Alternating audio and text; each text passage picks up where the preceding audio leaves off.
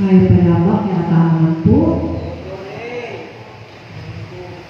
Sumigaw sa galang ang mga nilalang at purihin ang Diyos na may kagalangan. Wagas na pagpuri sa Kanya'y ibigay. Dali tayo po ay mapinihim, lugod na ng Diyos na napo.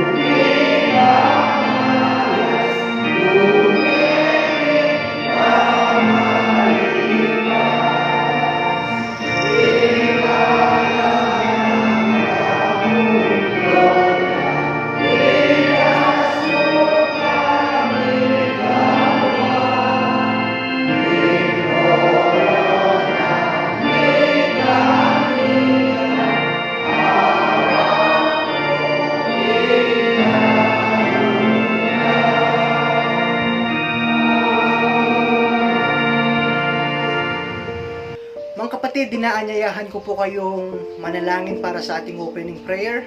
Tayo po ay yumuko at manalangin. Aming dakilang Diyos, sa araw na ito kami po ay nagpapasalamat. Muli binigyan mo kami ng pagkakataon upang imulat ang aming mga mata, upang makita ang buhay na pag-asang tanging sa iyo lamang matatagpuan, at upang patuloy naming maramdaman ang iyong pag-ibig na hindi kumukupas. Aming dakilang Diyos, sa aming pananambahan ngayon, kahit wala kami sa loob ng iglesia, sa kanya-kanyang tahanan, ay nagkaroon kami ng pagkakataon upang sambahin ka, pasalamatan at purihin, Panginoon.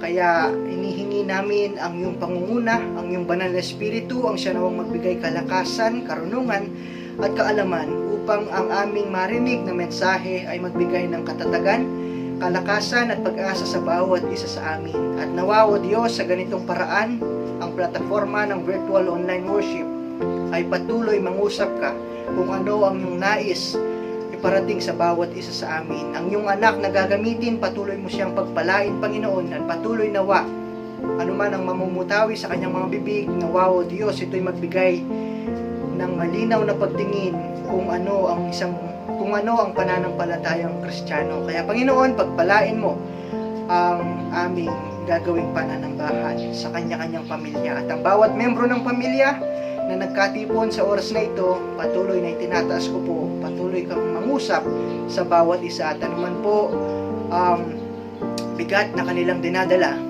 inihingi ko, Panginoon, sa paraan ng pananambahan ngayon ay patuloy, Panginoon, magkaroon ng kapahingahan sa kanilang puso at kaisipan. Ito po ang aming panalangin ng aming dakilang Diyos sa pangalan ni Jesus. Amen.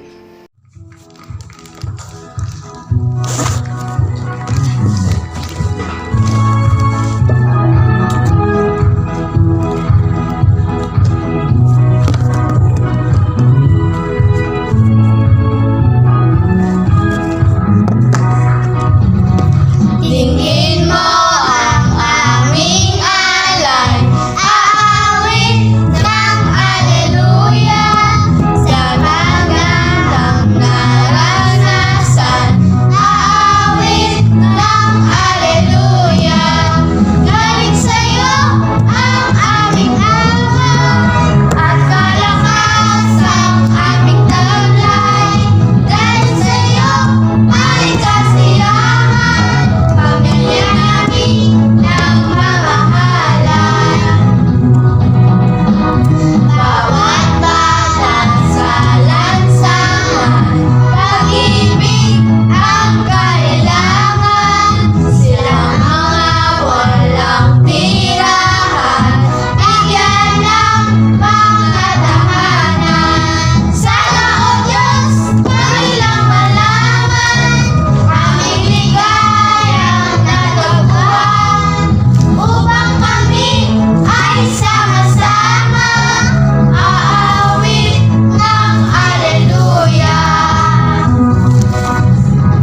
Tingin mo ang aming alay, aawit ng aleluya, sa kagandahang naranasan, aawit ng aleluya. Galing sa'yo ang aming buhay, at kalakas ang aming taglay. Dahil sa'yo may kasiyahan, pamilya namin nagmamahalan. Bawat bata sa lansangan, pag-ibig ang kailangan. Silang mga walang tirahan, bigyan ng mga tahanan. Sana, O Diyos, kanilang malaman, aming ligayang natagpuan, upang kami ay sama-sama, aawit ng aleluya, aawit ng aleluya, aawit ng aleluya, aawit ng aleluya.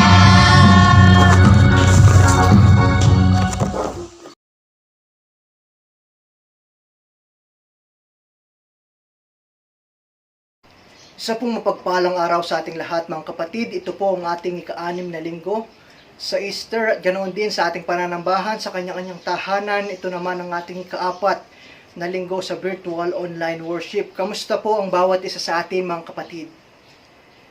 Ngayong linggo ating pinagdiriwang ang tinatawag nating Mother's Day. Happy Mother's Day po sa ating mga kapatid na taga-subaybay sa kanya-kanyang tahanan, sa ating Facebook page at ganoon din sa ating mga miyembro sa ating iglesia sa United Methodist Church Reverend Emmanuel Icunanan Memorial.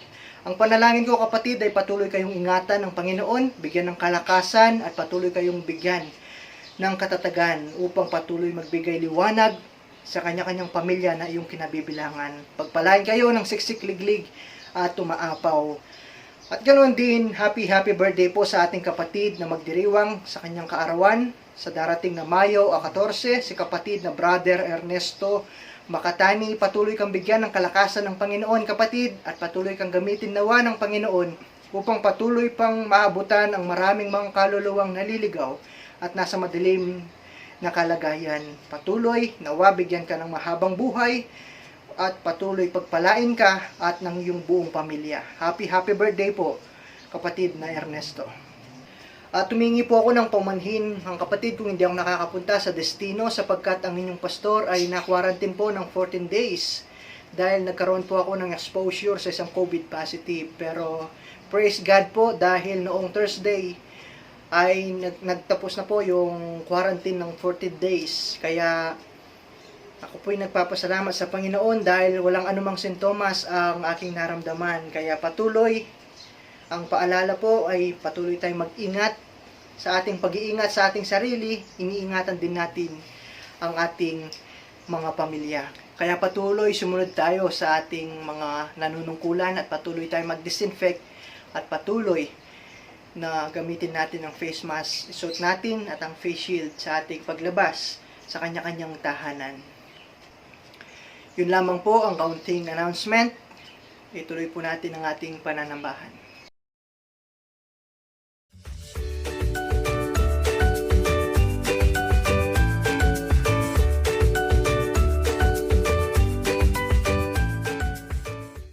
Happy Mother's Day!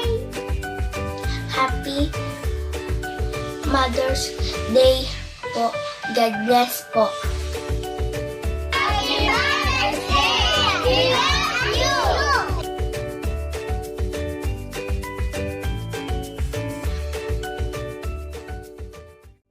Happy Mother's Day po. Thank you Kempa Manalaga and stay healthy. Love you. Happy Mother's Day. Thank you, Anaga. First day, Mama. Salamat po ang lugod at sakripisyo yung kami. Salamat, Mama, kasi may kang tatangatin dake kami na todo support at talagang paramdaman mi na sobrang kaluguran mo kami. Salamat king BMOT kami maging mamami super blessed kami at balo mi naman ta na super blessed kami ni kapatid kaya imingat ka palagi sana datang itang time na abaw ini itang sakripisyong gawa mo kay kami. Salamat po and I love you. Happy Mother's Day, Ma. Sana makasama ka pa namin ng matagal, Ma. Mahal na mahal ka namin. Maraming salamat sa sakripisyo mong ginagawa para sa amin kahit nahihirapan ka, hindi ka pa tumusuko. Mahal na mahal ka namin nila, Ate View. Happy Mother's Day. The loveliest masterpiece of the heart of God is the heart of a mother. Happy Mother's Day to all the amazing mothers out there. Lalo na po kay malagi kong bibigyan na ng patuloy ng pamagsakripisyo para po kami. Sakal salamat na kung ipinaganap po kaya kami at yung magsabi basta para kami at gawan ng paraan. Nawa din na mga pangmasikan na pangatatawan ng Gino para magpatuloy ng pamagtuloy kayo. Pasibayo, Happy Mother's Day, kaluguran ka pa. Happy Mother's Day sa lahat ng mga nanay at especially sa nanay namin. We love you.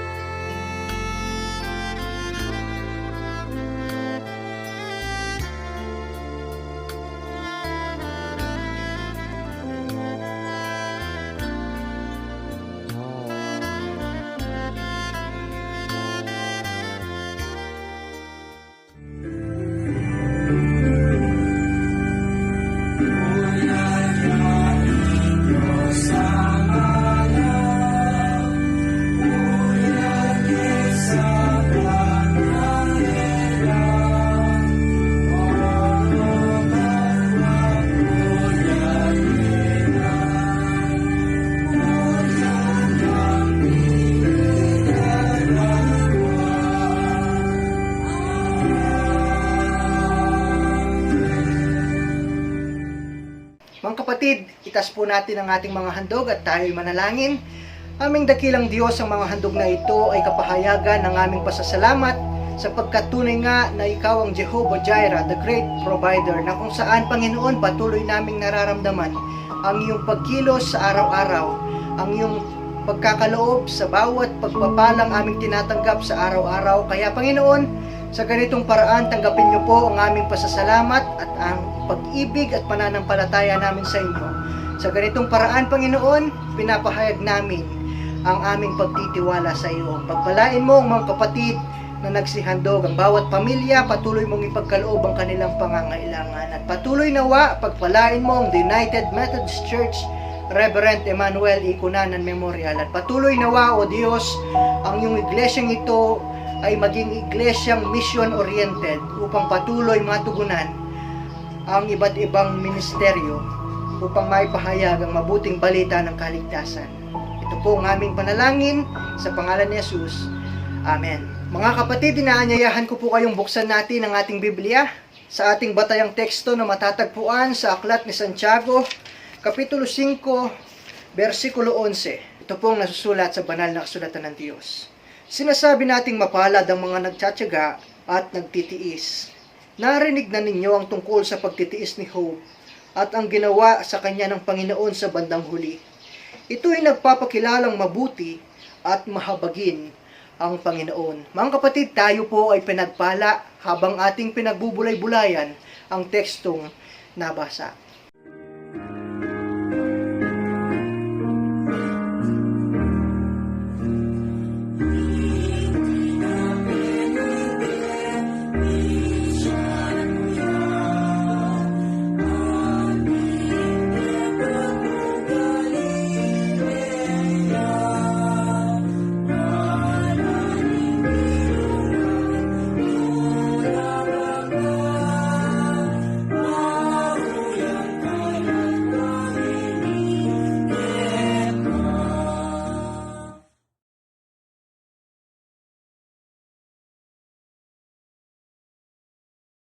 Muli po, happy Mother's Day sa lahat po ng ating mga magulang na babae. Ang ating pagbubulay-bulayan ay pinamagatan natin ang sikreto ni Job sa tagumpay sa gitna ng matitinding pagsubok ng buhay. Marahil kapatid, kinalakihan na natin ang istorya ni Job mula sa ating pagkabata hanggang tayo tumanda. Naririnig natin ang ating istorya ngayon na si Job sa ating mga sermon, sa Bible study, sa Sunday school, o sa ating kanya-kanyang tahanan kung tayo man ay lumaki sa pananampalatayang Kristiyano.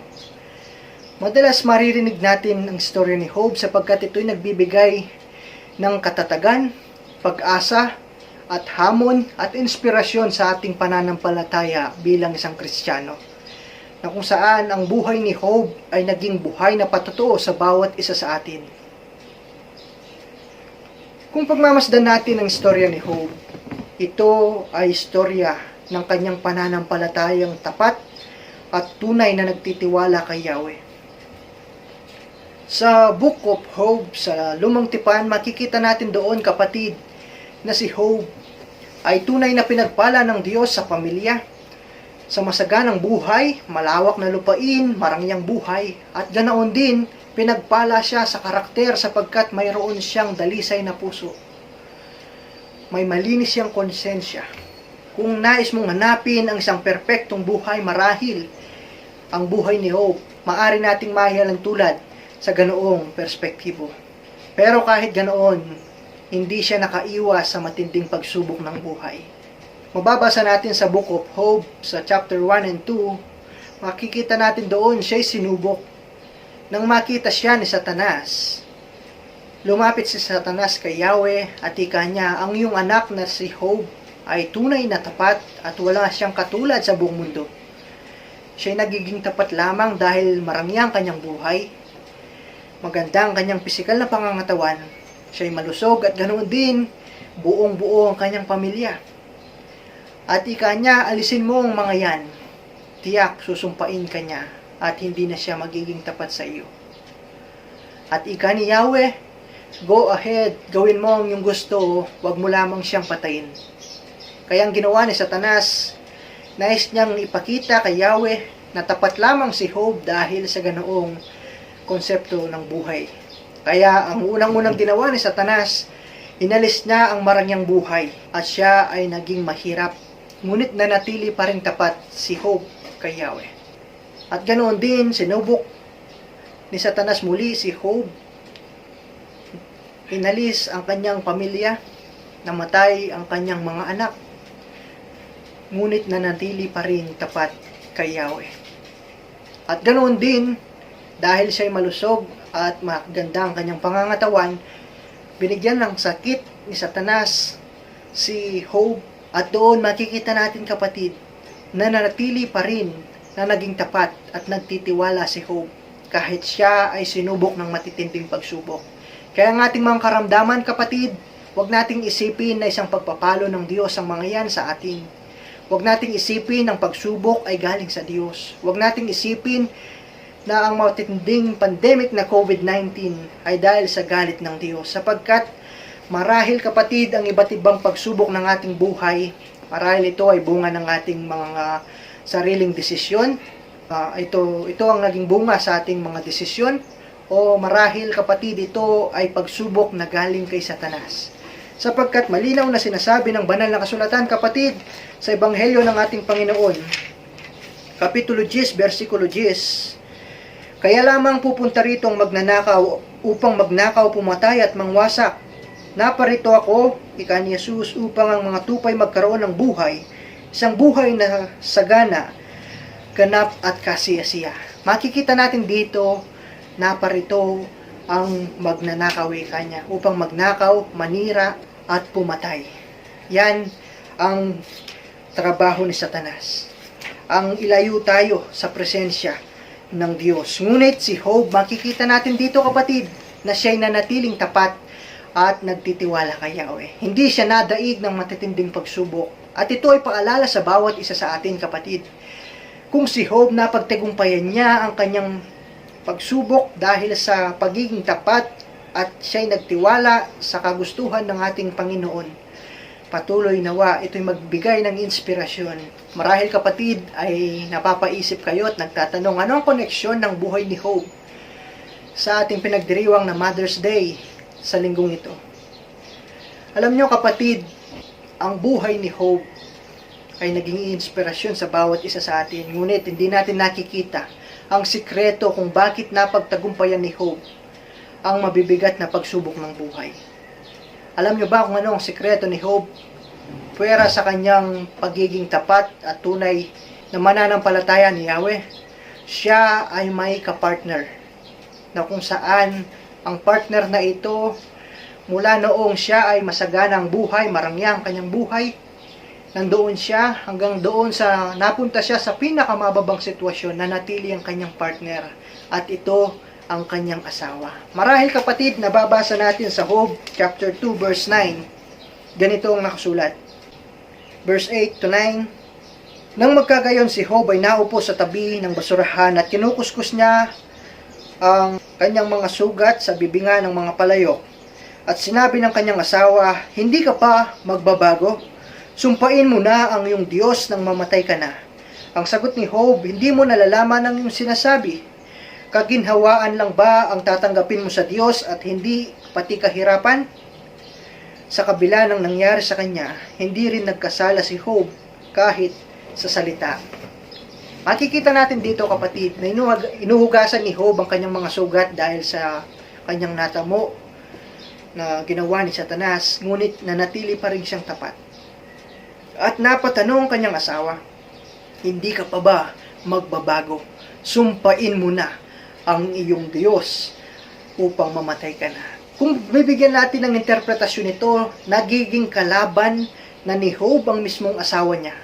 Nakabaliktaran sa aking sinasabi kanina na siya ay naging partner niya. Pero, kapatid, kung i-interpret natin ito ng critically, marahil sasabihin ng kanyang asawa, sumpain mo na ang iyong Diyos. Ibig sabihin, manindigan ka. Kung para sa Diyos ka, magtiwala ka ng lubusan, manalig ka, at sumunod sa Kanya. Pero kung hindi ka lubusang nagtitiwala sa Diyos, then sumpain mo na siya. Ganyan ang interpretasyon ng verse 9 sa chapter 2 nating binasa, na kung saan makikita natin dito na ayaw ng kanyang asawa na maging lukewarm siya, na maging maligamgam. Na kung saan, ika niya, kung ikaw ay tunay na mananampalataya ni Yahweh, magpakainit ka. Gawin mo ang makakaya mo, magtiwala ka at sumunod sa Kanya.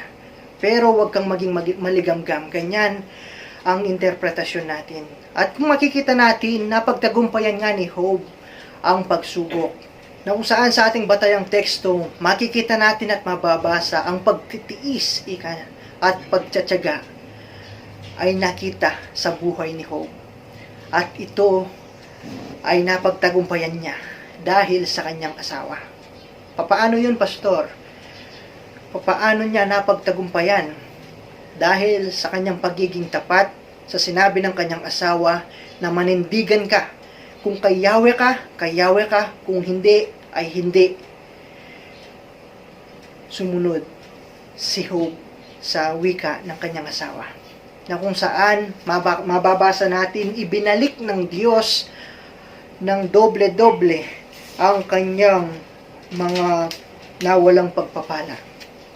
Na kung saan mababasa natin sa huling pahina ng Book of Job, chapter 42, verse 10, mababasa natin dito na pinagpala muli ng ating Diyos si Job dahil siya ay naging tapat sa Kanya.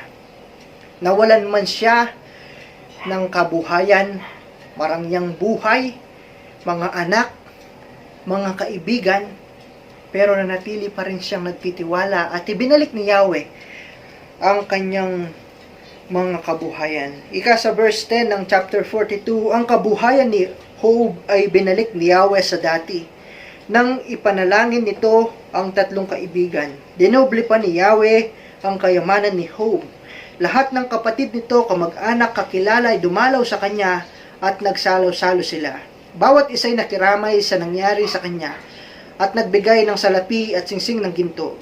Ang mga huling araw ni Job ay higit na pinagpala ni Yahweh. Binigyan niya na ito ng 14,000 na tupa, 6,000 na kamelyo, 2,000 na baka at 1,000 inahing asno. Nagkaanak pa si Job ng 7 lalaki at 3 babae, na ang mga pangalan Jemima, Kesha, Karen, Hapuk. Sa buong lupain ay wala silang katulad sa ganda. Pinamanahan din niya sila tulad ng mga anak na lalaki. Si Job ay nabuhay pa ng 140 taon. Nakabuhayan pa niya ang kanyang mga apo sa ika-4 na salinlahi bago siya namatay. Mababasa natin dito, kapatid, na tunay na pinagpala ng Diyos dahil siya ay naging tapat. Ngunit kapatid, pagmamasdan natin ang verse 13, nagkaanak pa si Job ng 7 lalaki at 3 babae. Pero pagmasdan nyo, kapatid, wala tayong mababasa rito na nag-asawang muli si Job kaya siya ay nagkaanak. Malinaw na makikita natin dito mula sa marangyang buhay hanggang sa pinakamababang sitwasyon o estado ng buhay, ang asawa ni Job ay kanyang katabi sa piling, na kung saan kahit siya ay sugat-sugat, marami ang kanyang mga karamdaman, na natili ang asawa niya. Ganyan ang pag-ibig ng isang magulang na babae. Ganyan ang pag-ibig ng asawang babae.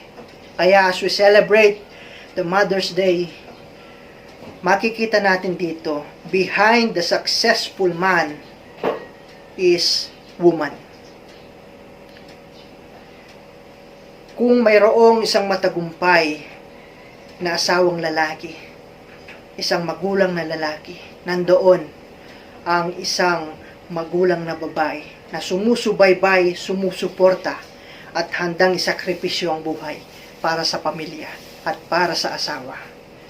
At yan ay hindi natin nakikita kapag binabasa natin ang Book of Job. Pero ngayon, kapatid, nais kong makita natin na napagtagumpayan ni Job at ang sikretong ito ay dahil sa kanyang asawa. Dahil nanatili na nananalangin, nanatiling nagtitiwala sa potensyal na makakaya ni Job na itayo muli ang kanyang mga paa sa pagkakadapa.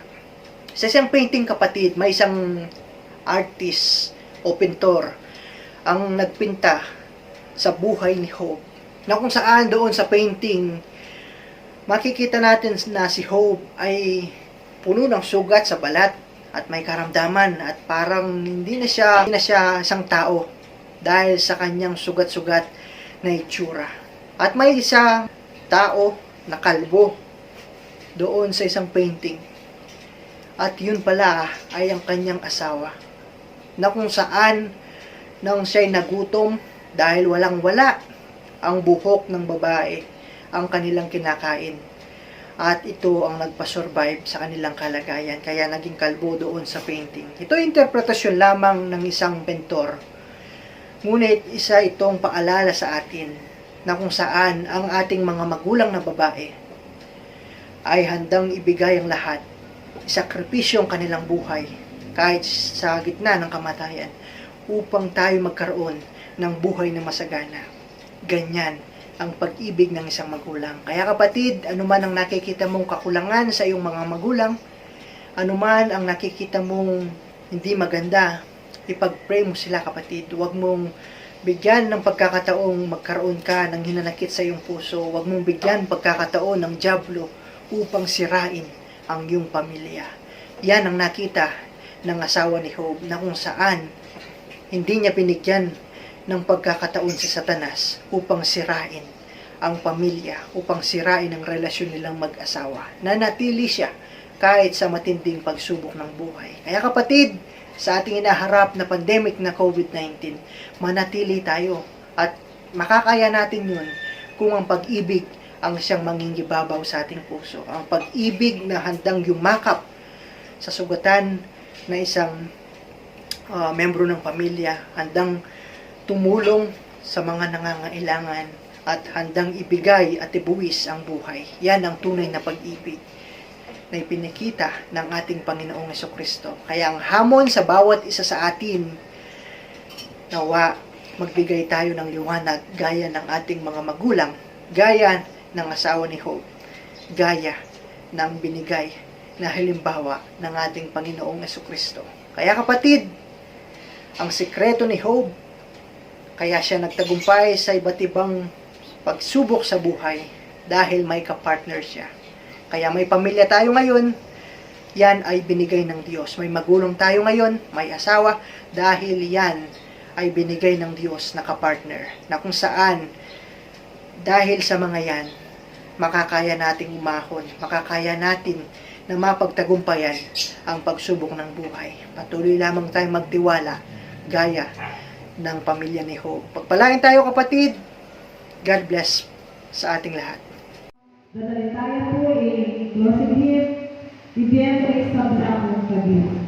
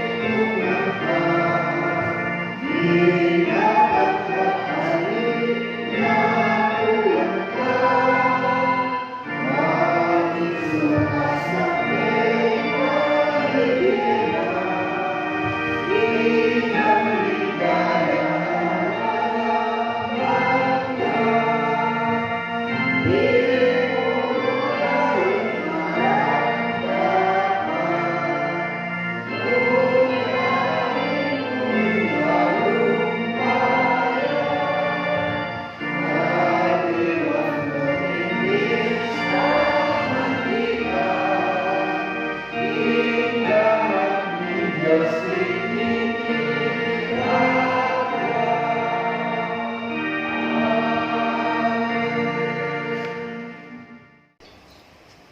dako tayo ng ating closing prayer. Sa lahat po ng may pasasalamat, may kahilingan at nais talaga ang sarili sa ating Panginoon, ito po ang oras upang tayo'y lumapit sa paraan ng pananalangin. Tayo po ay umuko at manalangin. Hallelujah, O God. Maraming salamat, o aming dakilang Diyos, sa pagkakataon upang marinig muli ang mensahe ng buhay, upang makapanambahan sa pamamagitan ng plataforma ng virtual online worship. Panginoon, maraming salamat sa malinaw na pagtingin na kung saan madalas kapag binabasa namin at isinasalaysay ang buhay ni Job, kami ay nakatuon lamang kung ano ang ginawa ni Job, kung papaano siya naging tapat, kung papaano siya naging masunurin at nagtiwala sa iyo. Pero hindi namin nakikita, Panginoon, na mayroon palang isang asawang babae, mayroong isang magulang, may isang partner na kung saan hindi iniwan si Job sa bigat na sitwasyon at pagsubok na kanyang hinarap. Habang kami ay nagdiriwang sa araw na ito ng Mother's Day, ipinaalala mo, Panginoon, ang isang karakter ng isang magulang na babae, na kung saan, Panginoon, ang isang magulang na babae handang isakripisyo ang lahat-lahat, magkaroon lamang ng liwanag ang buong pamilya. Handang isakripisyo hanggang sa kamatayan ng kanyang buhay para lamang magkaroon ng kapayapaan at pag-asa ang bawat membro ng pamilya. Kaya, Panginoon, itinataas ko po ang bawat magulang na babae sa oras na ito. Patuloy mo silang pagpalain, Panginoon, at patuloy nawa bigyan mo sila ng katatagan.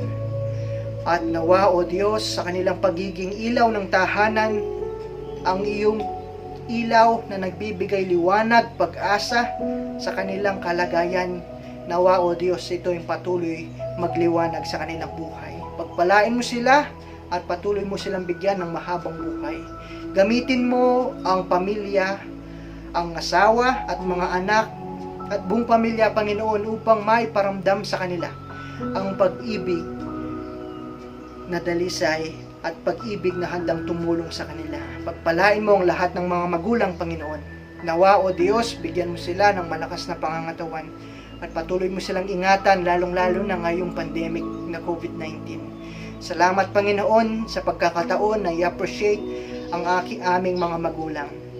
Binigay mo sila sa amin na mga regalo upang patuloy maramdaman namin ng iyong pag-ibig sa araw-araw. Salamat sa aming mga magulang na babae, Panginoon. At ganoon din, tinataas namin ang aming mga magulang, kasama ang aming magulang na lalaki. Hinihingi namin, Panginoon, na pagpalain mo sila. At patuloy nawa, O Diyos, ang iyong kagustuhan ng maghari sa kanilang buhay. At ganoon din, kami nagpapasalamat sapagkat muli napagtagumpayan namin ang isang linggo at patuloy mong ipinapakita ang iyong pagkilos sa araw-araw. Itinatas ko ang bawat pamilyang nakikinig, sumasamba sa oras na ito. Patuloy mo silang yakapin, Panginoon, sa iyong banal na dugo at patuloy anuman ang hinaharap nila, nawa, O Diyos, magkaroon ito ng katugunan. Magkaroon ito ng pag-asa at ganoon din magkaroon nawa sila ng kapayapaan sa puso't isipan. At alam namin, Panginoon, mapapagtagumpayan ang lahat ng pagsubok kung patuloy kaming nagtitiwala kagaya ni Job at ng kanyang asawa. At ganoon din, Panginoon, ang lahat po ng mga kapatid na nagsipagdiwang ng kaarawan at magdiriwang pa, patuloy mo silang pagpalain, Panginoon, at patuloy nawa ang kanilang buhay ay maging liwanag, magbigay ng pag-asa sa bawat isa, sa bawat pamilya at sa bawat komunidad na kanilang kinabibilangan. Pagpalain mo, Panginoon, ang aming bansa mula sa aming presidente hanggang sa pinakamababang estado o pinakamababang sangay ng gobyerno. Hinihingi namin, Panginoon, nawa, O Diyos, bigyan mo sila ng malinaw na pagtingin upang lutasin ang iba't ibang problema ng aming bansa. Ang problema sa mga lupain, sa karagatan, ganoon din ang problema sa pandemya. Nawa, O Diyos, ang kapayapaan ang maghari sa bawat isa. At nawa ang pag-ibig na nanggagaling sa iyo ang siyang maghari sa bawat puso ng mga lingkod ng bayan upang patuloy, Panginoon, ang iyong kagustuhan ang manguna sa kanilang buhay. Pagpalain mo ang United Methodist Church, Reverend Emmanuel E. Cunanan Memorial. At patuloy, Panginoon, nawa magkaroon na kami ng pagkakataon upang manambahan ng face-to-face. Maraming salamat po, Panginoon, at patuloy tinataas ko po ang mga estudyanteng nag-aaral. Bigyan mo sila ng katatagan, Panginoon, malinaw at malawak na karunungan, at ganoon din, Panginoon, nawa bigyan mo sila ng passion upang patuloy nilang saliksikin ang bagong ideas at ang bagong mga kaalaman. Pagpalain mo ang kanilang mga kamay na ginagamit upang tugunan ang iba't ibang pangangailangan sa eskwelahan. Pagpalain mo ang mga guro, pagpalain mo ang bawat pamilya nila. At ganoon din, Panginoon, hinihingi ko po na ang lahat ng may karamdaman sa oras na ito, pagalingin niyo po sila in the name of Jesus, at patuloy, Panginoon, masumpungan nila ang iyong pagkilos sa kanilang pangangatawan sa oras na ito. At alam namin, Panginoon, na hindi mo kami iiwan sapagkat ikaw ay kasama namin. Pagpalain mo ang mga kapatid na may kahilingan sa oras na ito. Pagpalain mo, Panginoon, ang lahat ng nananalangin at itinataas ang kanilang mga daing at kahilingan sa oras na ito. Maraming salamat, Panginoon, at pagpalain mo ang lahat ng mga kapatid na isinusuko ang buhay nila sa iyo, Panginoon, upang patuloy ikaw nawa ang manguna sa kanilang araw-araw na pagharap sa buhay na mapanghamon. Salamat, Panginoon. Ito po ang aming panalangin sa pangalan ni Jesus. Amen. Kapatid, tanggapin natin ang pagpapala ng Diyos Ama, Diyos Anak, at Diyos Espiritu Santo na nagbibigay sa atin ng katatagan, pag-asa, kapayapaan at pag-ibig sa bawat isa. Tanggapin natin ito mula ngayon hanggang sa walang hanggan. Amen.